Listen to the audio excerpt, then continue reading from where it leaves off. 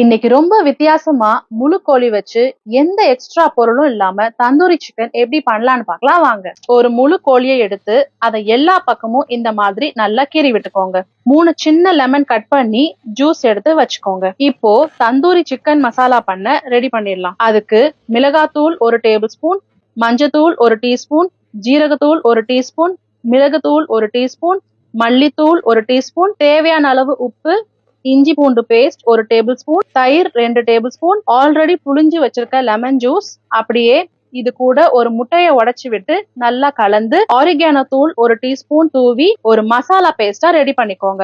Oregano தூள் optional தாங்க. இப்போ கீரி வச்சிருக்க சிக்கன்ல மசாலா நல்லா எல்லா பக்கமும் அப்ளை பண்ணி ஒரு 2 மணி நேரம் ஃப்ரிட்ஜ்ல வச்சிடுங்க.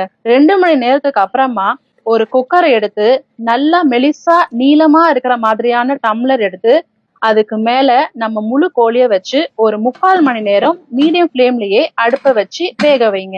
மறக்காம குக்கர் மூடும் போது கேஸ்கெட் ரப்பர் போடாம மூடி வைங்க. நீங்க எங்களோட வீடியோவை மிஸ் பண்ணாம இருக்க இன்னும் ஃபாலோ சப்ஸ்கிரைப் பண்ணாம பாக்குறீங்கன்னா மறக்காம பண்ணிடுங்க. 3/4 மணி நேரத்துக்கு அப்புறமா குக்கரை திறந்து வெந்திருக்க சிக்கனை எடுத்து ஒரு தோசை தவால வச்சு எல்லா பக்கமும் நல்லா ரோஸ்ட் பண்ணி எடுத்துக்கோங்க. இப்படி பண்றப்போ அடுப்ப லோ ஃப்ளேம்லயே வைங்க. அடிக்கடி திருப்பி விட்டே இருங்க. இந்த மாதிரி பண்றதுனால எல்லா பக்கமும் நல்லா ரோஸ்டா இருக்கும்.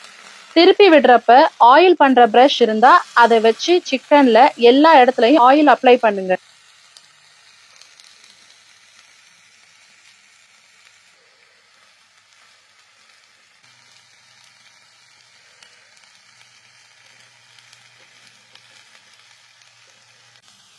பிரஷ் இல்லைன்னா கூட தேங்காய் நார் வச்சு கூட நீங்க ஆயில் அப்ளை பண்ணி விடலாம்.